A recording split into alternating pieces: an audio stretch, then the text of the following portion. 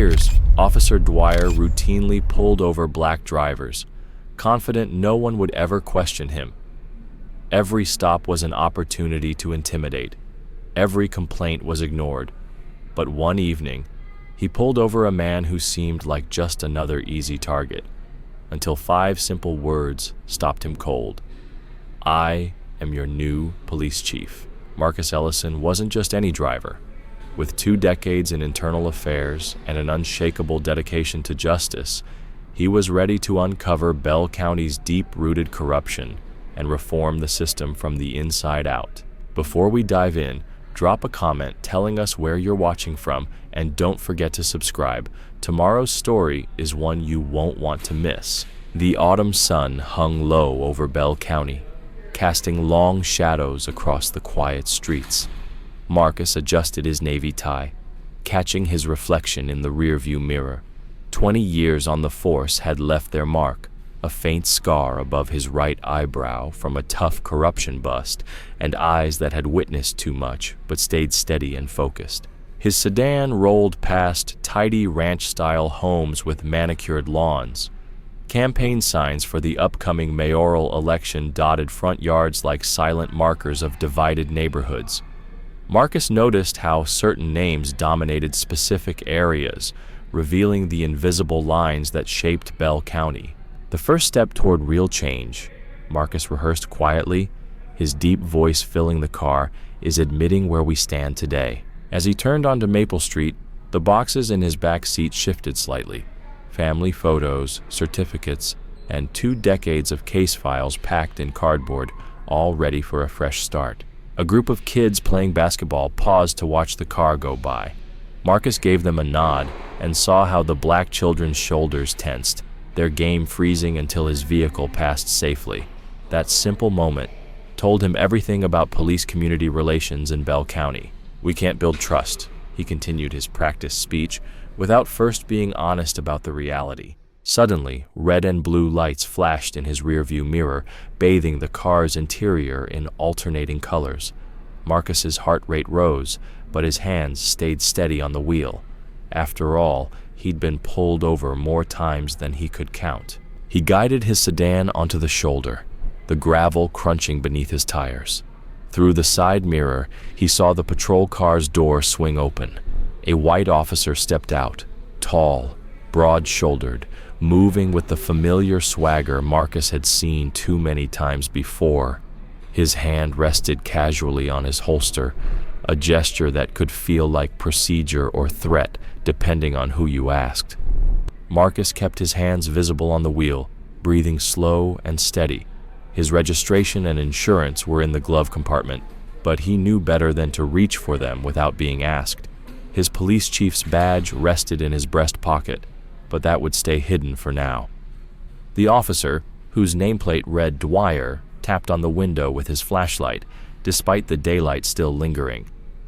Marcus smoothly pressed the button to lower the glass.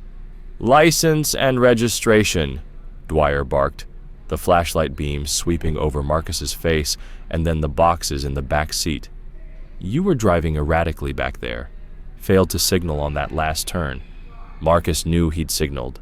After 20 years enforcing traffic laws, following them was second nature. "Good evening, officer," Marcus replied calmly and professionally. "I'm happy to provide those. Would you like me to reach for them now?"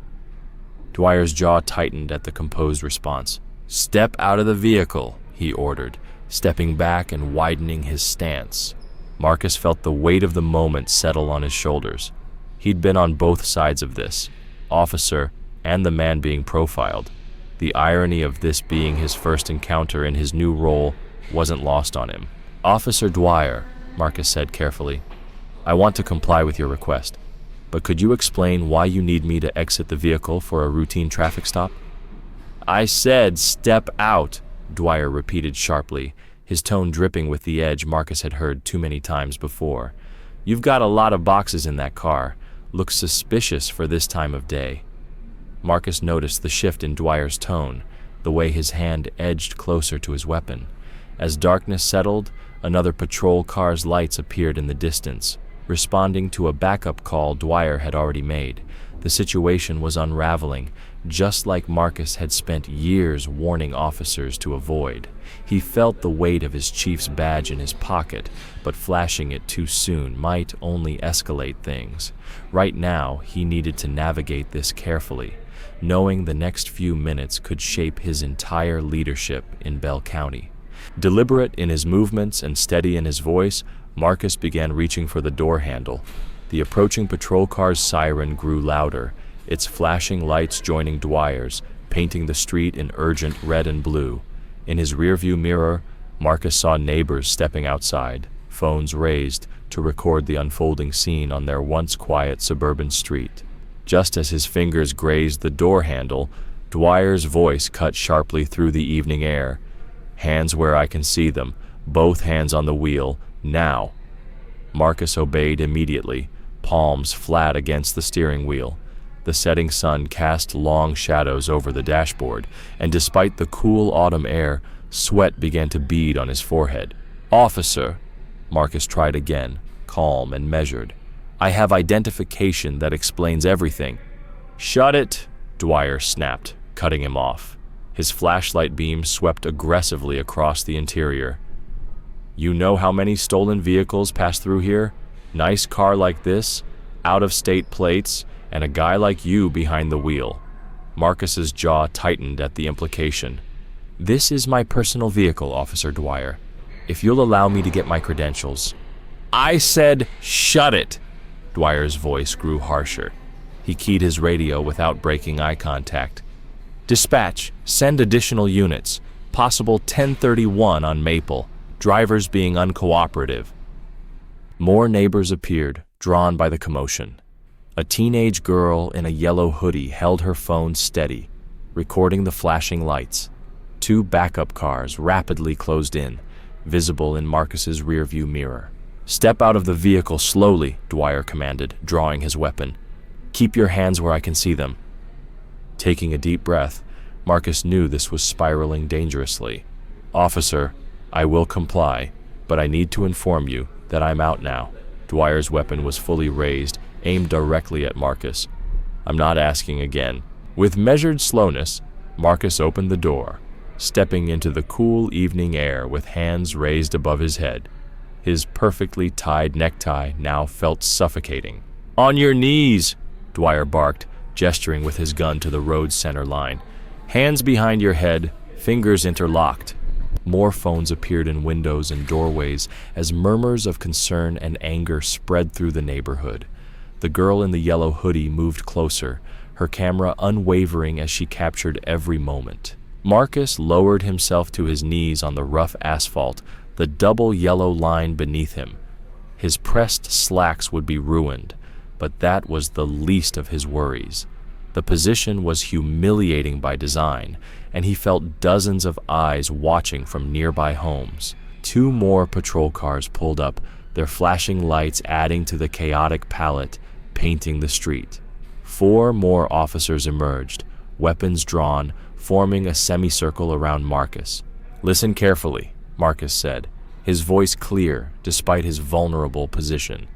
"In my left breast pocket, you'll find—" "Nobody told you to speak," Dwyer snapped, stepping closer, boots scraping the pavement.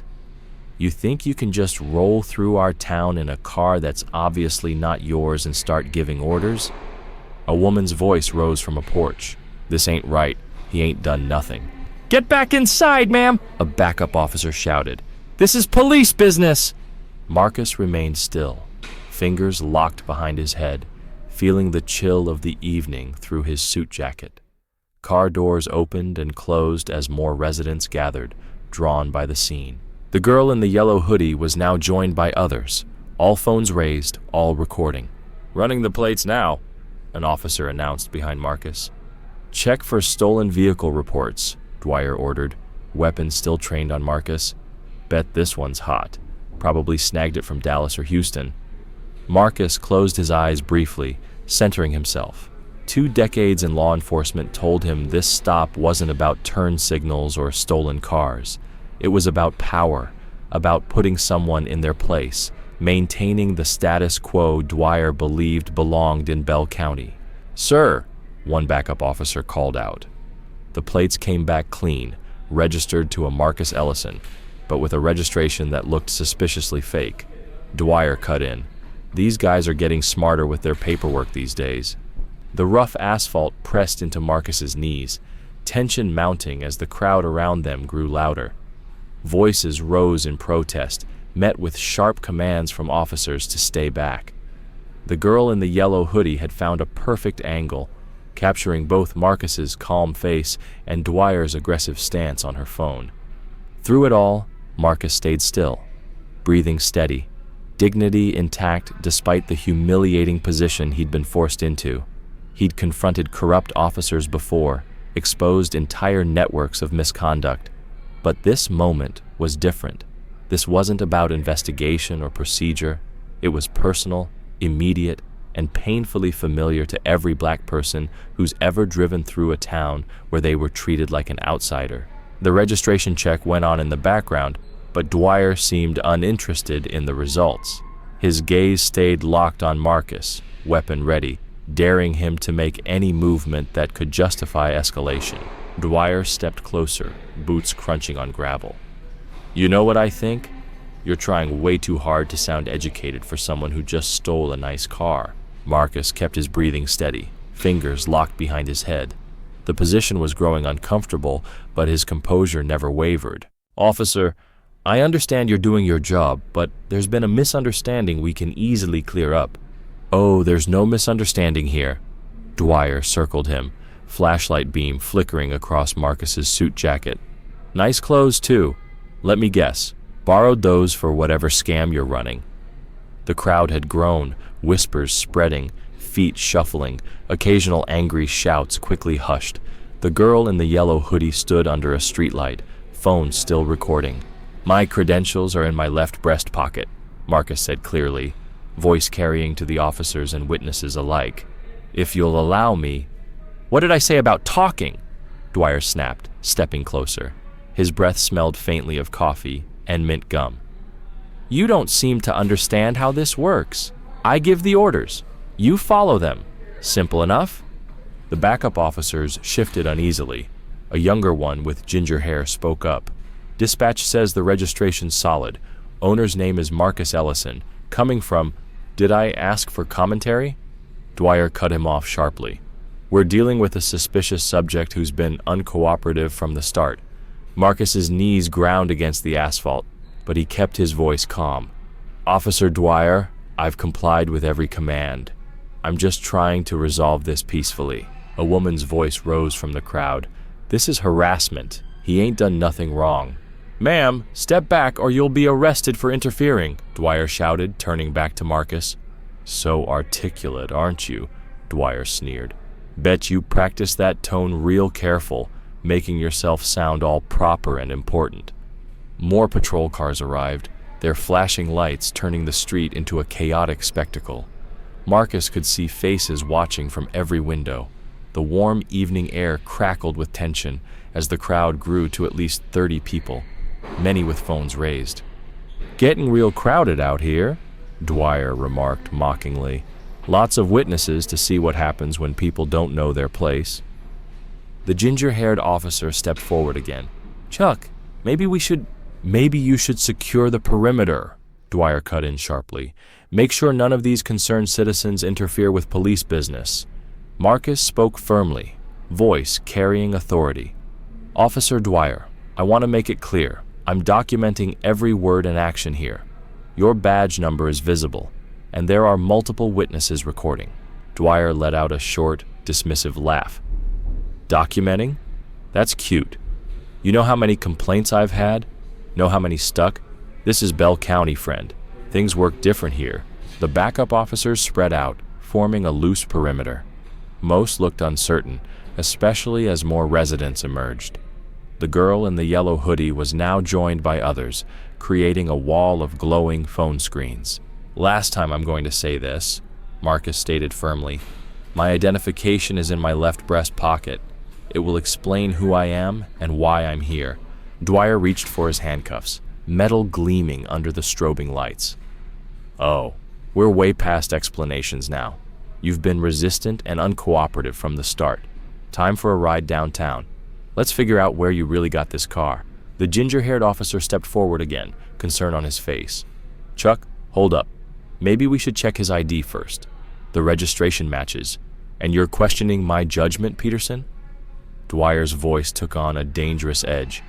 "I've got 15 years on this force, and I know a situation when I see one. This guy's been nothing but trouble since I lit him up." The crowd grew restless. Voices rose in protest, phones recording from every angle. Marcus heard children asking questions, adults arguing with officers holding the perimeter, car doors slamming as more neighbors arrived to witness the scene. Dwyer moved behind Marcus, handcuffs jingling. "All right, Mr. Proper Speech.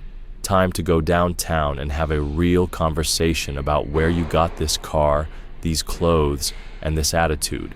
Peterson's hand moved toward his own weapon, but his stance showed uncertainty rather than threat. "Chuck, something's not right here. We should at least—" "One more word, Peterson, and you'll be on crossing guard duty for a month," Dwyer snapped, reaching for Marcus's wrists. A smirk played on his lips. "Some people just need to learn respect for the law. Isn't that right, boy?" Marcus shifted slightly, knees aching from the rough asphalt. As Dwyer's fingers closed around his wrist, Marcus spoke with quiet authority that hushed the street. "I'm your new police chief." The words hung in the air like smoke. Dwyer's grip loosened, then tightened again. "What did you say?" "I'm Marcus Ellison, Chief Marcus Ellison.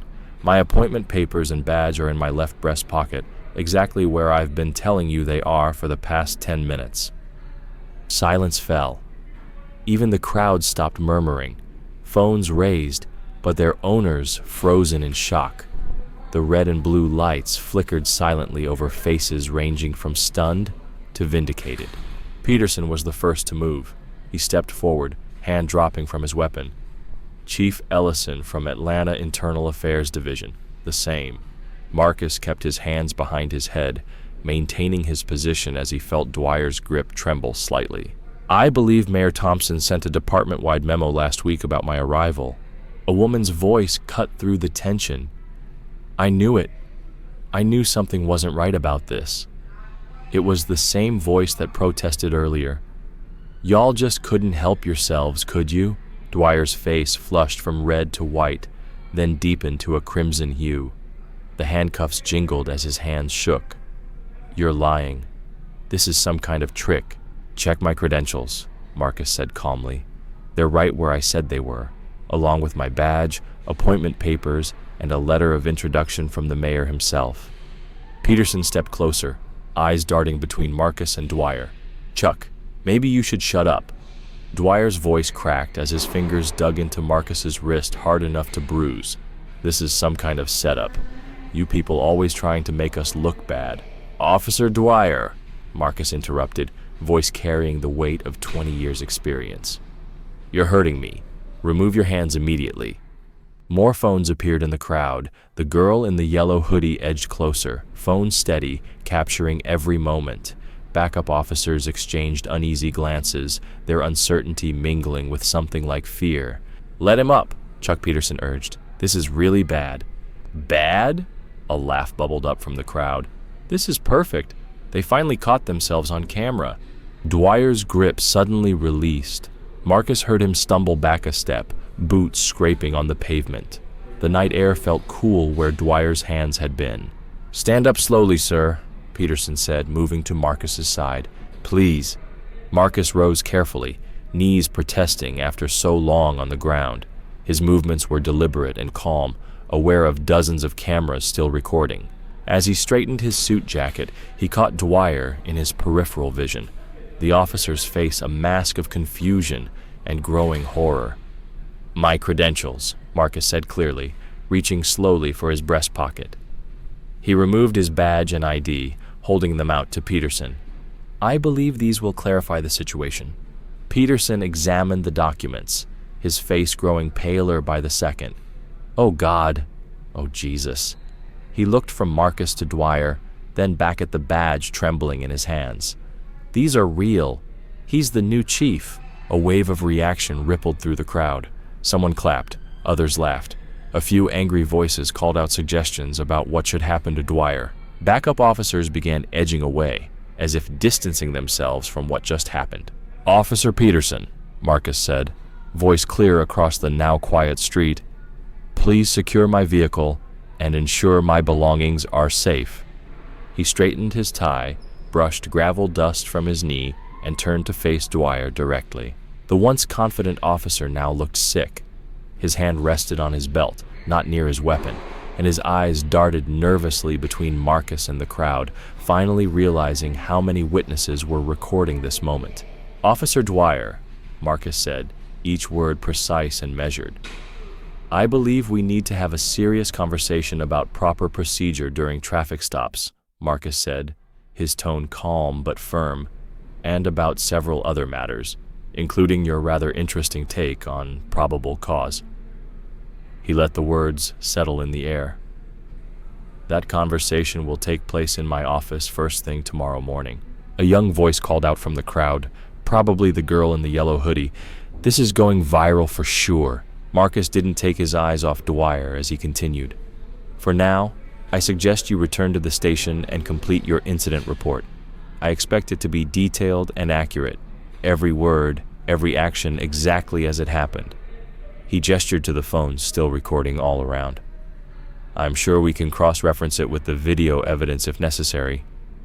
Later, the fluorescent lights buzzed overhead as Marcus stepped into the Bell County Police Department. The night shift dispatcher's eyes widened, her coffee cup frozen halfway to her lips. Word traveled fast in small towns. Her phone was probably already flooded with messages about what had just unfolded on Main Street. "Evening," Marcus said politely, flashing his badge. "I'm Chief Ellison." "Yes, sir," she stammered, standing quickly. "I'm Sandy Miller. We weren't expecting you until tomorrow. Plans changed."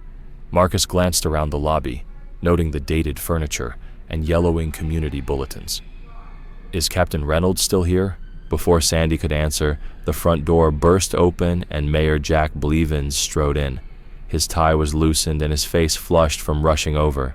His politician's smile was firmly in place, but Marcus noticed the strain around his eyes. "Chief Ellison," Blevins called out, his voice echoing off the institutional walls. "What an unexpected pleasure. Though I must admit, this isn't quite how we planned to welcome you to Bell County." Marcus met the mayor's extended hand with a firm grip. No, it wasn't. Behind Blevins, Officer Dwyer slipped in through a side door, accompanied by a tall man in plain clothes, Captain Reynolds. They spoke quietly, Dwyer's shoulders hunched defensively. "Let's get you settled in your office," Blevins said quickly, steering Marcus away from the scene.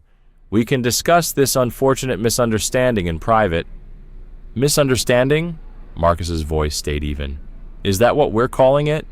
The mayor's smile tightened as they passed through the bullpen. Officers pretended to focus on paperwork, but Marcus felt their eyes on him, some curious, others uncertain, and more than a few openly hostile. "Now, Marcus, may I call you Marcus?" Blevins didn't wait for a response.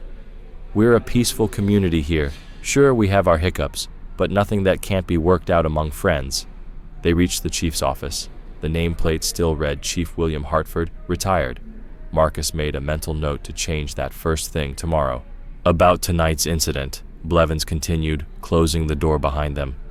"Officer Dwyer is one of our most experienced patrolmen, maybe a bit zealous at times, but his heart's in the right place."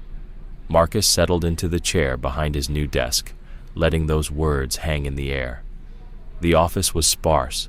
A few filing cabinets, a dusty computer monitor, and a window overlooking the parking lot where officers gathered in small groups, likely discussing him. "Mayor Blevins," Marcus said finally, "I was forced to kneel on a public street at gunpoint because one of your zealous officers decided I looked suspicious. Would you call that a hiccup?" The mayor's smile faltered. "Now, Chief, let's not blow things out of proportion. I'm sure once everyone calms down—" "Videos of the incident are already online," Marcus interrupted. "I counted at least a dozen people recording. By morning, it'll be on every news channel in Texas. The mayor's face darkened. That's exactly the kind of attention we don't need. Listen, Marcus, you seem like a reasonable man. Why don't we handle this internally? A brief suspension for Dwyer, some sensitivity training. I'll handle my department my way, Marcus said quietly, starting with a full review of Officer Dwyer's record and a formal investigation into tonight's events. That could be disruptive to morale. So is kneeling on asphalt at gunpoint, Marcus replied, their eyes locked across the desk. After a moment, Blevins forced his smile back into place. Well, you've had a long day. Let's discuss this fresh in the morning. Say, Dokuzda? Marcus nodded once. The mayor headed for the door, then paused. Welcome to Bell County, Chief Ellison. I do hope you'll come to understand how we do things here. After Blevins left, Marcus sat quietly, listening to the building settle around him. The night shift buzzed outside his door, but no one knocked. He heard whispers as officers passed by, his name mentioned, then quick footsteps hurrying away. He began exploring his new domain, opening drawers and cabinets. His predecessor's files were meticulously organized, too perfect, almost too clean. In the bottom drawer, Marcus found a stack of complaint forms, all marked closed in bold red ink. One file stood out, thicker than the rest, dated just 3 months ago. It detailed allegations of excessive force during an arrest, involving multiple officers and a teenage suspect. Witnesses had suddenly become unavailable, and the story had briefly sparked protests in Bell County before quickly fading from the news. The file was marked closed, no evidence in the same red ink as the others. But as Marcus flipped through the pages, he noticed glaring gaps, missing statements, conveniently malfunctioning equipment. Every loose end was neatly tied up, every question answered with bureaucratic precision. He set the file aside, making a mental note to dig deeper. According to the paperwork, the case was closed, but after 20 years in internal affairs, Marcus knew the cleanest files often hid the biggest messes. Morning light filtered through the blinds as Marcus sat at his desk, surrounded by piles of reports and a cooling cup of coffee. On his computer screen, security footage from 3 months ago played, or rather, what remained of it. Huge chunks were missing, conveniently cut during the incident's key moments. Marcus paused the video, rubbing his tired eyes. The teenager, James Wilson, had been walking home from basketball practice when officers responded to a suspicious person call. The footage showed the initial stop, then blacked out for 18 crucial minutes. When it resumed, James was being loaded into an ambulance, his arm broken and face bruised. A knock at the door interrupted his thoughts. Officer Sarah Chen entered, a young officer named in several witness statements as present that night. "Come in, Officer Chen," Marcus said, gesturing to the chair across from his desk. "Thank you for meeting with me." Chen sat stiffly, hands clasped in her lap. "You wanted to discuss the Wilson case, sir?"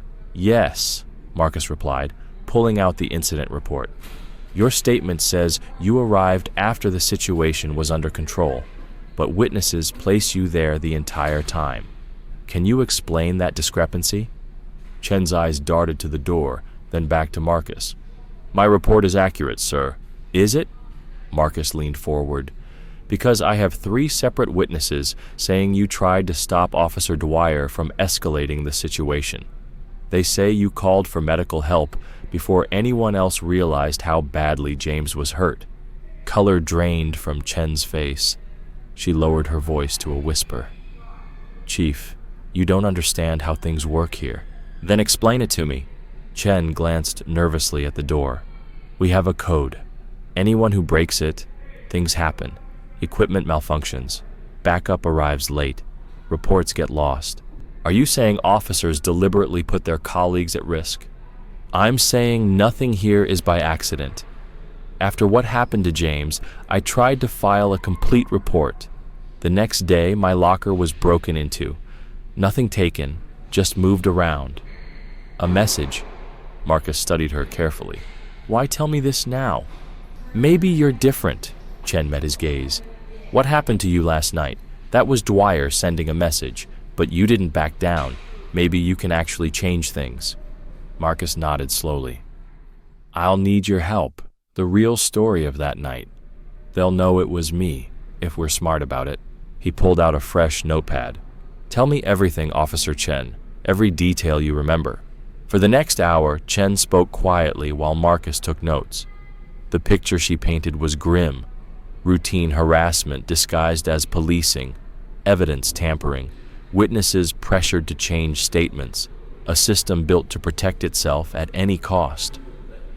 Later, Marcus drove to Bell County's east side, where modest homes stood close behind chain-link fences. He knocked on the Wilson house, a well-kept bungalow with potted plants on the porch. James's mother, Patricia Wilson, answered. Tall, tired-eyed, wearing scrubs from her nursing shift, she eyed Marcus carefully. Can I help you, Mrs. Wilson? I'm Marcus Ellison, the new police chief. He showed his badge. I'd like to talk about what happened to James. She studied him, then stepped back. Come in. The living room was neat but lived in, walls covered with family photos. James smiled from a recent basketball team picture, his arms still in a cast. He's in physical therapy, Patricia said, sitting down. 3 months later, and he still can't straighten his arm. I've been reviewing his case, Marcus said. The official report doesn't match witness statements or his injuries. Patricia laughed bitterly. Of course it doesn't. They said he resisted, fought back. My boy knows better. He knows what happens to young black men who fight back. I believe you, Marcus said quietly, and I believe James. She looked at him sharply. What good does that do us now? I'm reopening the investigation, not just what happened that night, but the cover-up afterward. Marcus met her gaze steadily. I can't promise it will be quick or easy, but I promise you this. I will get justice for James. Patricia's eyes welled with tears. Why should I trust you? Marcus's voice was soft but steady. Because last night, I was the one kneeling on that street. I know exactly what your son went through, and I won't rest until every officer involved is held accountable. She wiped her eyes, nodding slowly. What do you need from us right now? Just patience and keep James safe. Marcus stood. I'll be in touch soon. As he walked back to his car, Marcus noticed an unmarked Crown Victoria idling across the street. The windows were tinted, but he could make out 2 figures inside. The car pulled away smoothly as soon as he looked their way, turning down a side street. Back at the station, Marcus strode through the squad room, aware of the watchful eyes tracking him. The morning's tense energy had shifted into something darker. Officers who'd been chatty earlier now spoke in hushed whispers, conversations dying as he passed. He found Dwyer in the break room, laughing with 2 other officers who quickly scattered at Marcus's approach. A heavy-set man in a cheap suit, clearly the union representative, stood beside him. Officer Dwyer, Marcus said, his voice carrying across the room. My office. Now. Dwyer took his time finishing his coffee, setting the mug down with deliberate slowness. Of course, Chief Bob here will be joining us. He gestured to the union representative. Fine by me. Marcus held the door, watching them file inside. Once in his office, Marcus closed the door and sat behind his desk.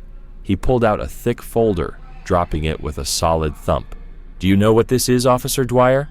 Can't say that I do, sir, Dwyer replied, his tone dripping with disdain. 6 excessive force complaints in the past year, 3 involving minority suspects, all mysteriously cleared without investigation. Marcus opened the folder wider, plus last night's incident with me. The union rep, Bob, cleared his throat. If this is about last night, Officer Dwyer was following standard protocol for a suspicious vehicle stop. Was he? Marcus asked calmly. Because I reviewed our protocols. Nowhere do they authorize drawing a weapon on an unarmed civilian who's fully complying. Nowhere do they permit forcing someone to kneel on the road without probable cause. Bob started. The officer had reasonable suspicion. Based on what? Marcus cut in sharply. My race? My car? Please explain what made me suspicious. Dwyer's face flushed. You were driving erratically. The dashcam footage shows otherwise, Marcus said, pulling out a printout. Just like the footage from the Wilson case showed no resistance before that teenager ended up with a broken arm. You're way out of line, Dwyer snapped, standing up. You can't come in here and start throwing around accusations. Sit down, officer. Marcus's voice cracked like a whip. I'm not throwing accusations. I'm stating facts. Facts that will come out one way or another. Bob shifted uneasily. Chief Ellison, perhaps we could discuss this more productively. This isn't a discussion. Marcus stood, matching Dwyer's height. This is me informing you that things are changing. The old ways of doing business, they're done. Every complaint will be investigated, every use of force reviewed, every officer held accountable. You're making a mistake, Dwyer said, voice low and threatening. This department has ways of dealing with trouble. Is that a threat, officer? Just stating facts, Dwyer mimicked. Marcus walked around his desk until he stood face to face with Dwyer. Let me be clear. I've dealt with corrupt officers before. I've taken down entire precincts. Your intimidation tactics don't work on me. We'll see about that. Dwyer turned to leave, Bob hurrying after him. One more thing, Marcus called after them. Effective immediately, you're on desk duty pending review of last night's incident. Dwyer spun around. You can't do that. I just did. Through his office window, Marcus watched Dwyer storm through the squad room, kicking a trash can. Officers gathered around, some shooting hostile glances toward Marcus's office. The afternoon dragged on, filled with pointed silences and slammed doors. Marcus worked late, reviewing more case files, piecing together the department's problems. When he finally left, the parking lot was nearly empty. His phone buzzed as he reached his car, an unknown number. He opened the message and froze. Go back where you came from. A second message followed immediately. We're watching you. Marcus scanned the dark parking lot. Nothing moved except shadows cast by security lights. He got in, checked the back seat, then started the engine. The drive home was tense. Every set of headlights behind him made him tighten his grip on the wheel. He took a longer route, making random turns to be sure he wasn't followed. His new house was a modest ranch-style home in a quiet neighborhood. As he pulled into the driveway, Marcus noticed small things that felt off. The porch light he'd left on was dark. One of his moving boxes on the front step had been shifted slightly. Inside, Marcus did a thorough check of every room, gun drawn. Nothing obvious was disturbed, but something felt wrong. Little things, a window blind slightly askew, a door that didn't quite latch the same way, caught Marcus's attention. His phone buzzed again, another unknown number. Nice house, shame if something happened to it. He walked to the front window and peered out at the quiet street. Somewhere out there, someone was watching, waiting. He drew the blinds and started making calls. It was time to install security cameras. Later, Marcus sat in Alberta Price's living room, surrounded by decades of history. Framed photos lined the walls, civil rights marches, community gatherings, generations of students. The elderly woman poured tea with steady hands, her sharp eyes studying him. So, you're the new chief causing all this commotion? Alberta asked, settling into her worn armchair. About time someone shook things up around here. You've been following the situation? Marcus inquired, accepting the tea. Child, I've followed every situation in this town for 40 years. She adjusted her glasses. Taught half these officers when they were kids, including that Dwyer boy. Trouble even then. Marcus leaned forward. What can you tell me about the department's history? It's not pretty. Alberta reached for a thick photo album. See this? 1985 protest after they beat a black teenager nearly to death. No charges filed. This one, 1992, when they planted evidence on the pastor's son.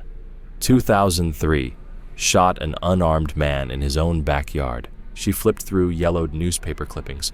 Some faces change, but the story stays the same. Until now, Marcus said firmly. Alberta's expression softened. I hope you're right, but you'll need help. That's why I asked Rachel to join us. Just then, the doorbell rang. Alberta nodded toward the front door. That'll be her now. Officer Rachel Green entered, still in uniform, but visibly uncomfortable. Younger than Marcus expected, her determined eyes held a hint of worry. "Chief Ellison," she said, standing awkwardly until Alberta gestured for her to sit. "I'm sorry about what happened with Officer Dwyer. It's not right," Rachel said quietly. Alberta smiled warmly. "Have a seat, Rachel. Tell the chief what you told me." Rachel perched on the edge of the couch. "I've only been on the force 8 months, but I've seen enough. The racial profiling, the covered-up complaints, the pressure to look the other way." She took a deep breath. "Last week, I filed a report about excessive force. The next day, it was gone from the system. When I asked, my sergeant said I must have forgotten to save it properly." Marcus nodded. "The Wilson case, you know about that?" Rachel's eyes widened. "I'm learning, but there's a lot I still need to know." Alberta set down her tea. "Rachel comes from a police family. Her daddy was a state trooper. Her uncle's still on the force 2 counties over. She knows the good and the bad. That's why they trust me," Rachel added. "They don't guard their words around me. But I can't stay silent anymore, not after seeing—" She trailed off, twisting her hands nervously. Marcus warned softly, "It's dangerous what you're doing, talking to me, coming here. They'll retaliate if they find out." "They already are," Rachel said quietly. "Little things, bad assignments, equipment shortages, backup arriving slower than it should." Alberta reached over, patting Rachel's hand. "That's why we need to work together. Rachel has access. I have connections, and you have authority. Together we might actually change things." Marcus studied them both, the veteran activist who'd seen it all, and the rookie cop risking her career for what's right. "What exactly are you proposing?" "I can get you information," Rachel said. "There's an internal complaint log that never makes it to official records. Officers write things down, thinking they'll disappear, but I know where the originals are kept." Alberta added, "And I know every victim, every witness, every family that's been wronged, people too scared to speak up, but who might if they knew someone was finally listening." Marcus considered the risks. "If we do this, we do it carefully.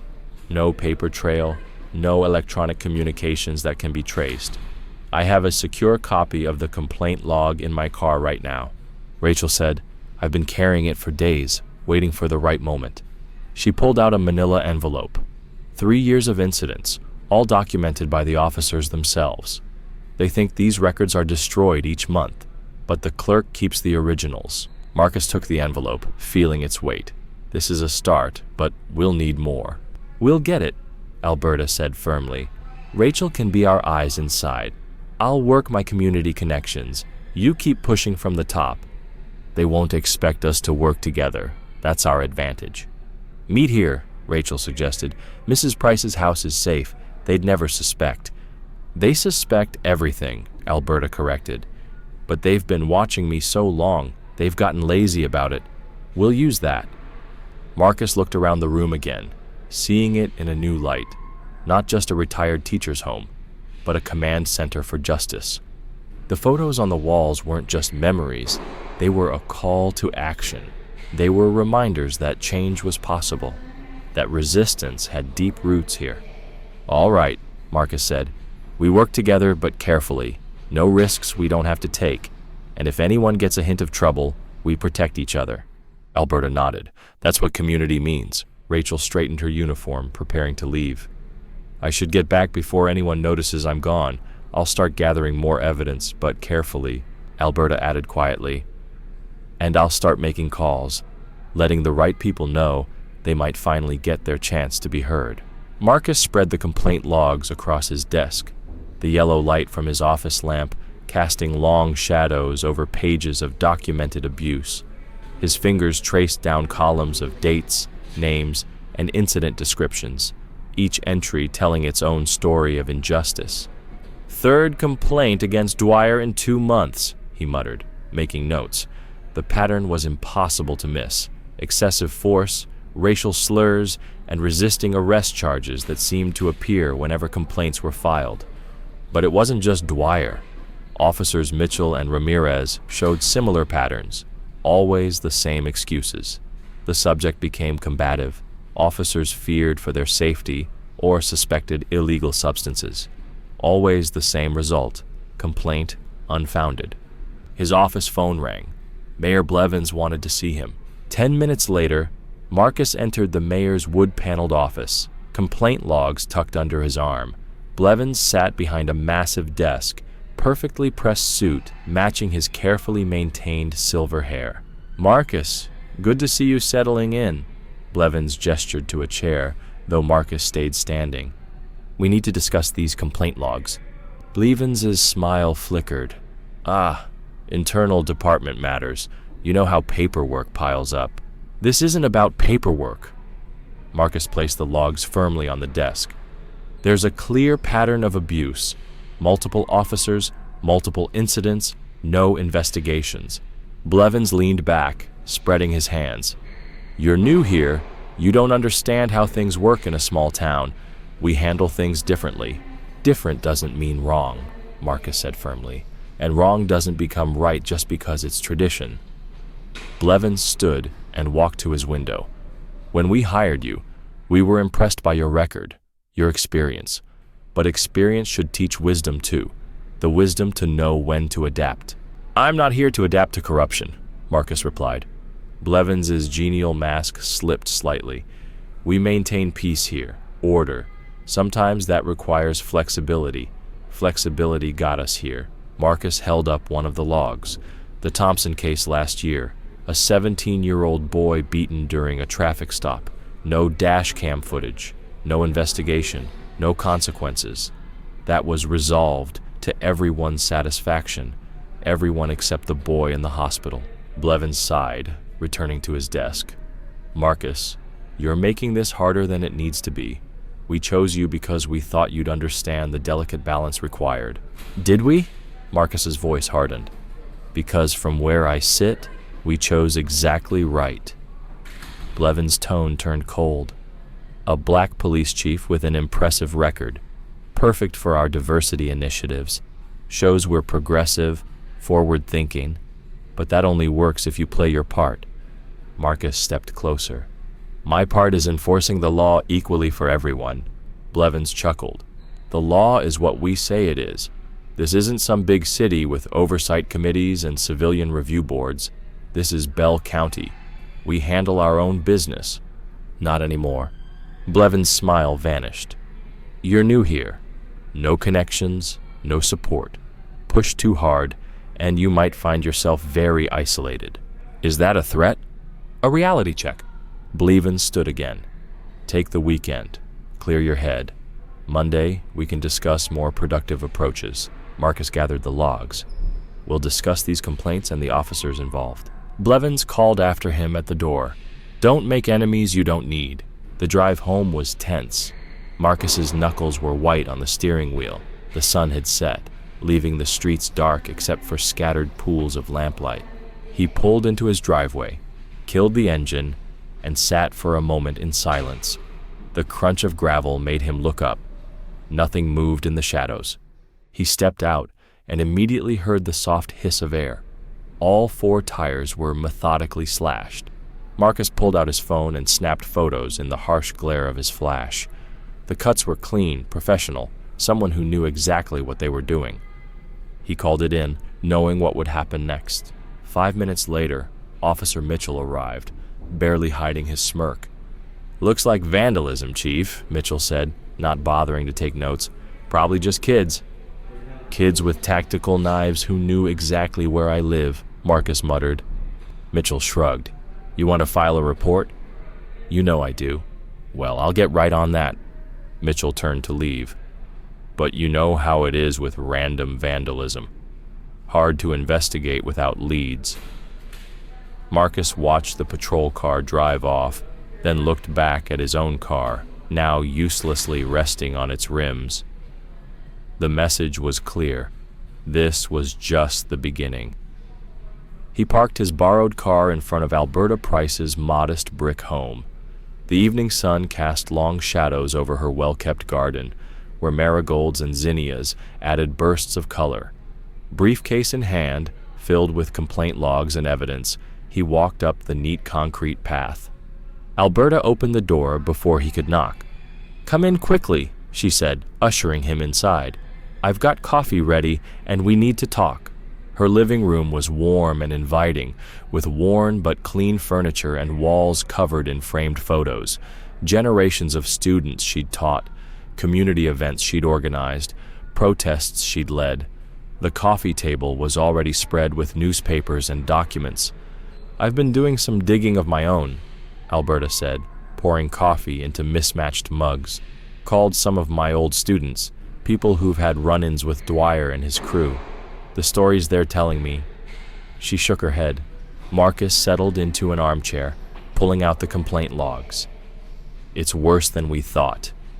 Every complaint buried, every investigation stopped before it started. And the mayor—" He described his confrontation with Blevins. Alberta snorted. "That man's been covering up dirt since before you were born, back in '85 when they beat that young boy outside the high school." Her eyes fixed on a particular photo on the wall. "His mama was one of my students. Nothing changed then either." "It's changing now," Marcus said firmly. "Look at this pattern." He spread the logs across her coffee table. Same officers, same excuses, same cover-ups, but they got sloppy. They left paper trails. Alberta leaned forward, adjusting her glasses. "Mitchell's name keeps coming up. He was Dwyer's training officer, you know.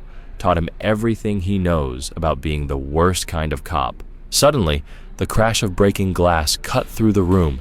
A brick sailed through the front window, shards scattering across the floor. Alberta jerked back with a startled cry. Marcus was on his feet instantly, moving toward her. "Stay down," he ordered, scanning for more threats. The brick had landed near the fireplace, wrapped with a piece of paper secured by rubber bands. Outside, car tires squealed as a vehicle sped away. Marcus cautiously moved to the window, keeping low. The vehicle was gone, but he caught a glimpse of a dark SUV turning the corner. "Are you hurt?" he asked Alberta, who was brushing glass from her sleeve. "Just startled," she replied, voice steady despite trembling hands. "What's on that paper?" Marcus carefully unwrapped the note, reading aloud the block letters. "Keep your mouth shut or the next one won't miss." Before they could speak, the hiss of spray paint filled the air outside. Marcus rushed to the door, but Alberta grabbed his arm. "Wait, they might be armed." More tires screeched, then silence. When they looked out, the message was clear. Crude racial slurs sprayed in neon orange covered Alberta's front wall. She stood in her doorway, staring at the defaced home she'd lived in for 40 years. Her shoulders were straight, but Marcus saw her hands trembling. "Well," she said quietly, "they're certainly not being subtle anymore." Marcus was already on his phone, calling it in. Within minutes, 2 patrol cars arrived, lights flashing. Officers Peterson and Rodriguez stepped out, looking almost bored. "Probably just kids," Peterson said, barely glancing at the brick. "You know how they get on weekend nights." Alberta's voice cracked like a whip. "Kids who know I'm helping the chief investigate police corruption. Kids with police-issued tactical vehicles." Rodriguez shrugged, pretending to take notes. "No way to prove who did it. Could be anyone upset about anything." "Those slurs aren't nothing," Marcus said coldly. "This is a hate crime, a direct threat against a witness in an ongoing investigation." "Investigation?" Peterson raised an eyebrow. "Haven't heard of any official investigation." "Then you haven't been paying attention." Marcus took out his phone, photographing everything: the brick, the note, the spray paint, and the officer's apparent lack of concern. "Well, we'll file a report," Rodriguez said, already heading back to his car. "But without witnesses, it's hard to investigate."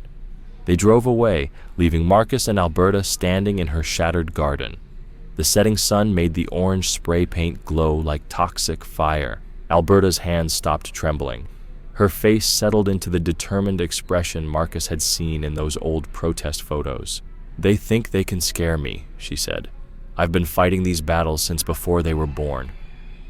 "You don't have to," Marcus began. "Don't you dare tell me to back down," she cut him off. "This is my home, my community, and I'm not letting them win. Not again." Marcus nodded slowly. We'll document everything. Set up cameras. Rachel can help track that SUV. Alberta smiled faintly. Every one of those students on my wall has a story to tell. They want to make sure they're finally heard. We'll fight this together, Marcus promised, staring at the hateful words defacing Alberta's home. And we'll win. Alberta picked up a shard of broken glass, turning it over in her hand. They broke my window, she said quietly. But they can't break us. Later, Marcus sat in his car outside the precinct, checking his watch for the third time. The parking lot was nearly empty at 11:30 p.m. Just 2 patrol cars and a handful of personal vehicles remained. Rachel's text had confirmed she was in position, manning the night shift dispatch desk. His phone buzzed. Security's doing their rounds. Rachel's message read, "Back entrance clear for next 15 minutes." Marcus pulled on black gloves and grabbed his duffel bag. The cool night air brushed his face as he moved quickly but casually toward the building's rear entrance. Rachel had propped the door open with tape over the lock. Sloppy, but effective. Inside, the hallways were dim, lit only by emergency lights. Marcus's specially chosen shoes made no sound on the linoleum floor. He knew the layout by heart now, but seeing the precinct this empty felt unsettling. Rachel met him at the stairs, face tight with tension. "Server room's still unlocked," she whispered. "Thompson's too lazy to check during rounds, but we have to hurry. Shift change is in 40 minutes. They moved swiftly to the basement. The server room hummed with cooling fans and blinking lights. Rachel pulled out a laptop while Marcus kept watch. "The footage has been deleted," she muttered, fingers flying across the keyboard. "But it never does a secure wipe. It's too much work. Should still be in the backup cache." Marcus checked his watch again. 10 minutes max, then we're out. Almost there. Rachel's face glowed blue from the screen. "Got it. Pulling now. But there's something else. Email exchanges about the incident. Downloading those too." Suddenly, a door slammed somewhere above them. Footsteps echoed in the stairwell. "Thompson's early," Rachel hissed. "Hide." Marcus ducked behind a server rack while Rachel minimized windows, pretending to check routine logs. The footsteps passed their door and faded away. "That was close," Marcus breathed. "How much longer?" "Done." Rachel ejected a thumb drive and handed it to Marcus. "Everything's here. Footage, emails, deletion logs. But," she hesitated, "they'll know someone accessed these files. The system logs all queries. By 8 in the morning, they'll notice." Marcus pocketed the drive. "Then we better make this count. You should get back to dispatch." They crept back upstairs, parting ways on the second floor. Marcus headed for the rear exit. Rachel returned to her post. He was almost out when voices approached from around the corner. "Swear I heard something down in the basement," Thompson said. "Probably just the AC acting up again," another officer replied. "Place is falling apart. Still going to check it out." The footsteps receded. Marcus waited 30 seconds, then slipped out the back door into the cool night air. He walked calmly to his car, fighting the urge to run. Once inside, he texted Rachel. "Clear. Delete the security footage from the last hour if you can." "Already done," she replied, "but Officer Miller saw me leaving the server room. He's suspicious." Marcus started the car, keeping the lights off until he reached the street. The thumb drive felt heavy in his pocket. Their first real evidence. But at what cost? Rachel's cover was likely blown. As he drove home, Marcus's phone buzzed again. "Rachel, Miller's making calls. Word's spreading that I'm helping you. What do we do?" Marcus gripped the wheel tighter. They'd known this might happen, but not so soon. Rachel had risked everything, her career, her safety, her family's legacy in law enforcement. And now there was no turning back. He pulled over to respond. "Go home as soon as your shift ends. Don't talk to anyone. We'll meet tomorrow with Alberta." The streets were empty as Marcus drove through town, but he couldn't shake the feeling of being watched. The thumb drive held proof of the cover-up, evidence of who was involved, but Rachel was exposed. Their enemies knew they were closing in. At a red light, Marcus glanced in his rearview mirror. No headlights behind him, but that meant little. The real question: how many officers were already getting calls and texts about Rachel's betrayal? How many were planning their next move? The light turned green. Marcus drove on, mind racing through contingency plans. They had the evidence, but getting it out safely and protecting Rachel would be another challenge entirely. The night's operation was over, but the real danger was just beginning. Marcus kept one eye on the mirror as he drove the quiet streets. The thumb drive burned a hole in his pocket. Something wasn't right. The roads were too empty, even for this hour. Suddenly, a pair of headlights appeared behind him, closing fast. Marcus tensed, gripping the wheel tighter. The vehicle, a black SUV with tinted windows, was riding his bumper. He pressed the accelerator. The SUV matched his speed. Then, the SUV swerved into the oncoming lane and pulled alongside him. Marcus caught a glimpse of masked figures inside the SUV just before it slammed into his driver's side. His car skidded wildly, tires screaming against the asphalt. He fought the wheel, desperate to keep control, but another hit spun him around. The vehicle crashed through a guardrail and tumbled down a shallow embankment, finally coming to rest against a tree. Dazed, ears ringing, Marcus tasted blood. The airbag had deployed, and his chest throbbed with pain. Above him, he heard car doors slamming and footsteps crunching on gravel. Training kicked in. He unbuckled his seatbelt and grabbed his heavy-duty flashlight from the console, a model he'd carried since his internal affairs days. He checked his inside jacket pocket, thumb drive still secure. 3 masked men approached the wreck. One gripped a baseball bat. Another's brass knuckles glinted under the streetlight. The third reached for Marcus's door handle. Marcus kicked the door open hard, striking the first attacker in the knee. The man cried out and stumbled back. Marcus exploded from the car, swinging the flashlight in a wide arc and catching the second man across the face. The metal connected with a satisfying crunch. The bat-wielding attacker swung wildly. Marcus ducked just in time, feeling the rush of air over his head. He charged, driving his shoulder into the man's midsection and using his momentum to flip him over backward. The bat clattered into the darkness. Pain exploded in Marcus's kidney as the third man landed a punch from behind. Marcus staggered but spun with the blow, driving his elbow into the attacker's throat. The man gagged and stepped back. The first attacker was up again, favoring his injured knee, but throwing practiced punches. Marcus recognized the stance. Police combat training. He blocked a jab but took a body shot that made his ribs scream. He switched to defense, letting his attackers tire themselves out. His back pressed against the wrecked car as they circled him. Blood ran down his face from a cut above his eye. The man hit with the flashlight charged again. Marcus sidestepped, grabbed the attacker's arm, and slammed him face first into the car door. The man crumpled, mask askew, revealing a familiar jaw. Officer Thompson. The other two attacked together. Marcus caught a glancing blow from the brass knuckles that blurred his vision. He countered with a palm strike to one man's nose, feeling cartilage give way. The other wrapped his arms around Marcus from behind. Marcus drove his head back into the attacker's face. The grip loosened. He broke free and spun, landing 3 rapid punches to the man's solar plexus. As the attacker doubled over, Marcus brought his knee up into his face. The last man standing backed away, hands raised. "This isn't over," he growled, voice muffled by his mask. He helped his dazed partners scramble up the embankment.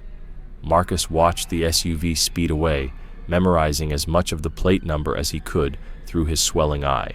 His whole body throbbed. Each breath sent sharp pain through his ribs. He retrieved his phone from the wreckage. The screen was cracked but still worked.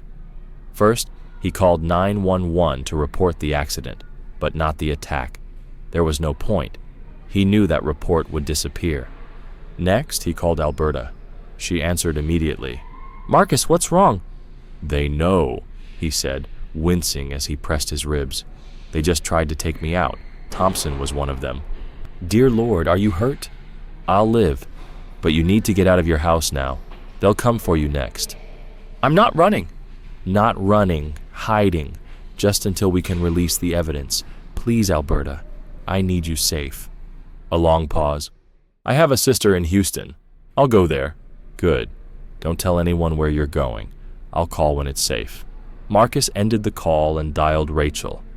No answer. He tried again, fear growing with every ring. Finally, her breathless voice. "Marcus, are you okay?" "Yeah, just got home.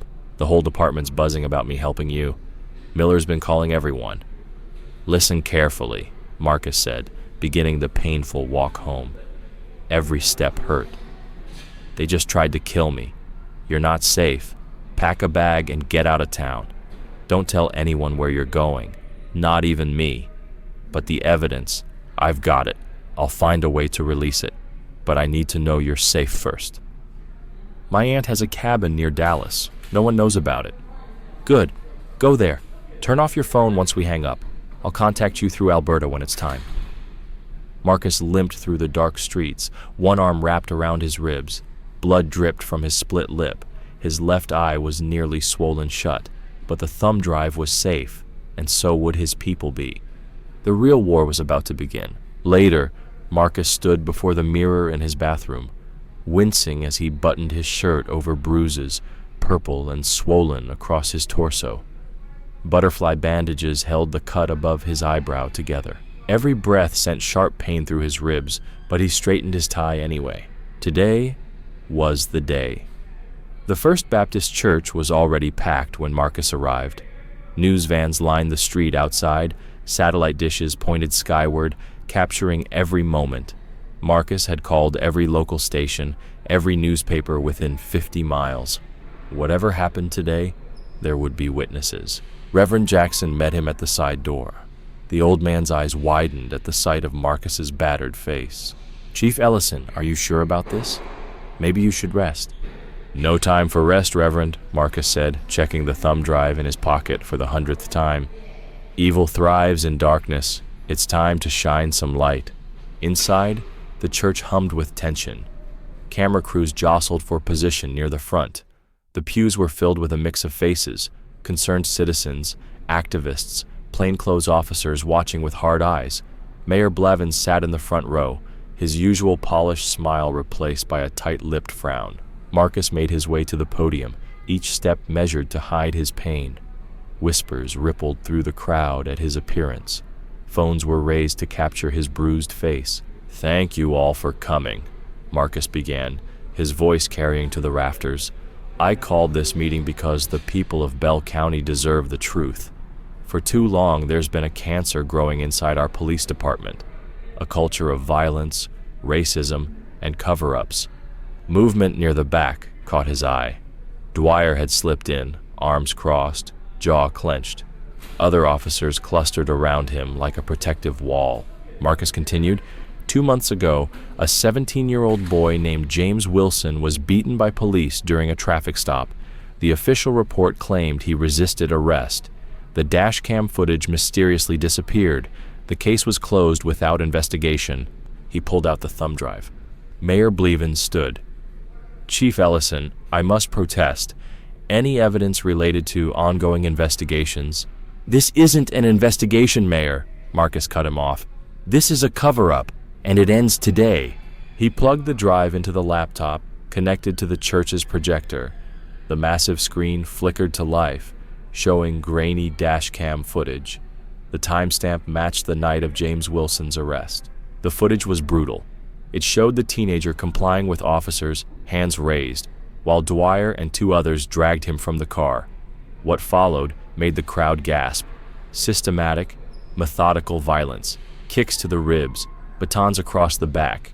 The boy's screams echoed through the church's speakers, but it got worse. The footage jumped to later that night, revealing the station's evidence room. Dwyer and several officers huddled around a computer deleting files. The mayor's voice could be clearly heard off-screen. "Make sure it's all gone." This never happened. Marcus paused the playback. Silence fell, deafening. Then someone began sobbing, James Wilson's mother clutching her husband's arm. "This isn't an isolated incident," Marcus said into the silence. "I have documentation of dozens of similar cases, excessive force, false arrests, evidence tampering, all swept under the rug by the very people sworn to protect and serve."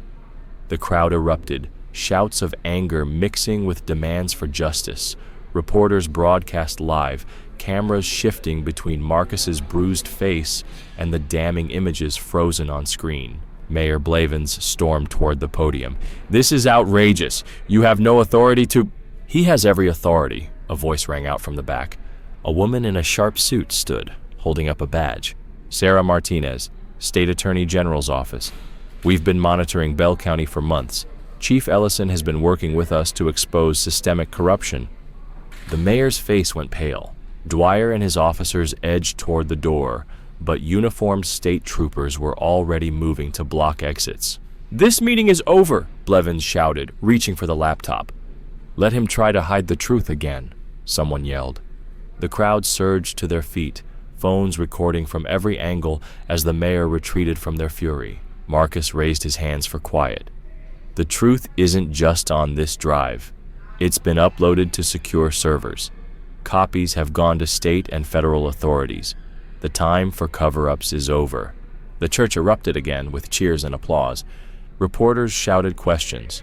The state attorney general's team moved through the crowd, pulling aside witnesses and victims of police abuse. Marcus stepped back from the podium, letting the scene unfold. His ribs ached, his face throbbed, but for the first time since taking this job, he felt the weight lift from his shoulders. The truth was out. The real work of cleaning up Bell County could finally begin. State troopers moved with practiced precision, securing the church exits while Agent Martinez read Dwyer his rights. The former officer's face had gone from red with anger to ash white as silver handcuffs clicked around his wrists. "This is harassment!" Mayor Blevins shouted as another agent approached him. "I'll have all your badges for this!" "Actually, sir," the agent said calmly, producing a warrant, "we have enough evidence to charge you with conspiracy, obstruction of justice, and facilitating hate crimes. Please place your hands behind your back." Marcus watched from the podium as two more officers, Sergeant Peters and Lieutenant Hayes, were also taken into custody. They had been Dwyer's closest allies, featured prominently in the evidence room footage. The church erupted into chaos. Reporters fired off questions while photographers' flashes lit up the room like lightning. Community members hugged and cried. Some older residents sat quietly, shaking their heads in disbelief as decades of corruption finally came to light. Alberta Price made her way to Marcus's side, eyes glistening. "I never thought I'd see this day," she said, squeezing his arm. "All these years of fighting and finally—" "We're not done yet," Marcus reminded her, managing a smile despite his bruised face. "This is just the beginning." Rachel Green pushed through the crowd, still in uniform after her shift. "Chief, the state police want us at the station. They're setting up a command center to start reviewing all our files." Outside, the morning had blossomed into a perfect Texas spring day, but the mood inside the police station was far from bright. State investigators had already sealed off the evidence room and internal affairs offices. Officers not under immediate suspicion were being interviewed one by one. Marcus led Alberta and Rachel through the controlled chaos to his office. Agent Martinez was waiting, along with James Wilson and his parents. The teenager's face still showed fading bruises from his encounter with Dwyer. "Mr. Wilson," Marcus said, extending his hand, "I'm sorry it took so long to get you justice." James shook his hand firmly. "Thank you, Chief, for believing me when nobody else would." "We'll need all of you to give formal statements," Martinez said, pulling out a recorder. "Everything you've witnessed, every threat, every retaliation. We're building a RICO case against the entire corrupt network." For the next 2 hours, they detailed everything. Alberta described decades of community complaints ignored by authorities. Rachel outlined the department's culture of intimidation and silence. Marcus explained how he'd gathered evidence while dodging surveillance and threats. Through it all, they could hear the sounds of the station being turned inside out, filing cabinets opening and closing, hard drives seized. Officers who had looked the other way for years were finally forced to face the truth. Around noon, Martinez's phone buzzed. She checked it and smiled. The FBI just picked up 3 more conspirators, 2 former officers and a city council member. They were trying to flee to Louisiana. "How deep does this go?" Rachel asked, voice tight with anger and disbelief. Deep enough that we'll be here for months, Martinez replied, but we're going to clean house completely. Chief Ellison, we'll need your help rebuilding this department from the ground up. Marcus nodded, wincing slightly at the pain in his ribs. Whatever you need. The people of Bell County deserve real protection and service. A young state trooper knocked on the door. Chief, there's a crowd gathering outside. They want to hear from you. Marcus stood carefully, straightening his tie again. Alberta and Rachel flanked him as he made his way to the station's front steps. James Wilson and his family followed close behind. The scene outside took his breath away. Hundreds of people filled the street. Black, white, Hispanic, Asian. Church groups stood next to college students. Elderly residents who had seen too much mingled with young parents who wanted better for their children. Signs demanded justice and reform. Cameras focused on Marcus as he stepped up to the microphone. His bruised face would be on every news broadcast, but he didn't mind. Let people see the cost of standing up to corruption. The truth is out, he began, voice carrying across the hushed crowd. But truth without action means nothing. We have a chance now to build something better, a police department that truly serves and protects everyone equally. It won't be easy. Change never is. But look around you. Look at your neighbors standing beside you. This is what justice looks like. This is what hope looks like. Alberta squeezed his shoulder as the crowd cheered. Rachel stood tall in her uniform, tears streaming down her face. The Wilson family held each other, finally seeing the beginning of healing. Reporters called out questions. What would happen next? Who else might be arrested? How long rebuilding would take? Marcus just stood, letting the moment sink in. The sun was high overhead now, shining down on all of them equally, warming away the last shadows of Bell County's dark past. A week had passed since the arrests. The Bell County Community Center buzzed with energy as residents filed in for a town hall meeting. Every seat was taken, with people standing along the walls and spilling into the hallway. The air conditioning struggled against the heat of so many bodies packed together. Marcus stood at the side of the stage, reviewing his notes one last time. His bruises had faded to yellowish green, but Marcus's determination burned brighter than ever. Alberta sat proudly in the front row, her silver hair gleaming under the fluorescent lights. Rachel stood by the door, her freshly pressed uniform sharp and her sergeant's stripes crisp and new. You ready for this? Alberta asked as Marcus approached the podium. The microphone squeaked briefly before settling into silence.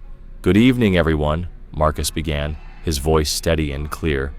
We're here tonight, not just to talk about what happened, but about where we go from here. The arrests last week were just the beginning. Real change takes time, commitment, and most importantly, all of us working together. He laid out his vision for the department: mandatory de-escalation training, a civilian oversight board, body cameras for all officers, and community outreach programs. Each point was met with nods and murmurs of approval. But first, Marcus continued, I want to recognize someone who's been fighting for justice in Bell County longer than many of us have been alive. Mrs. Alberta Price has spent decades documenting abuses, supporting victims, and demanding accountability. Without her courage and persistence, we wouldn't be here today. Alberta's eyes widened in surprise as Marcus invited her to join him on stage. The crowd rose to their feet, applauding as she slowly made her way up. A chant started, her name, and soon the entire room joined in.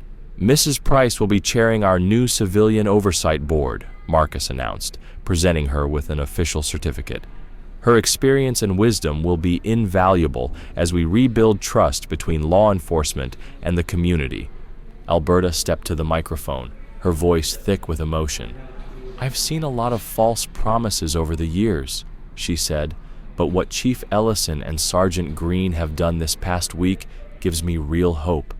For the first time, we're not just talking about change, we're making it happen. The meeting continued, with community members sharing their stories and suggestions. People who had never dared speak up before found their voices. Marcus made sure every concern was noted, every idea considered. As the formal meeting wound down, people lingered in small groups, connecting and talking. Marcus noticed James Wilson and his family chatting with Rachel about joining the police academy's youth program. Alberta gathered a group of elderly residents organizing a neighborhood watch. Outside, the summer evening cooled. The setting sun painted the sky in vibrant oranges and purples. Across the street from the community center, a large shape loomed under a tarp, waiting to be unveiled. The crowd gathered as local artist Carmen Rodriguez stepped forward. "This mural," she announced, "is our testament to change, to everyone who fought for justice, and to those who will carry that fight forward." With help from volunteers, she pulled away the tarp. Gasps and exclamations filled the air. The mural covered the entire side of the building, vibrant colors bringing the images to life. Marcus saw himself depicted in his chief's uniform, standing tall despite his injuries. Alberta stood beside him, her expression fierce and nurturing, a lifetime of activism captured in her stance. Rachel completed the trio, symbolizing hope and change from within the system. Above them, in bold letters that seemed to glow in the sunset, read, "Justice, dignity, courage."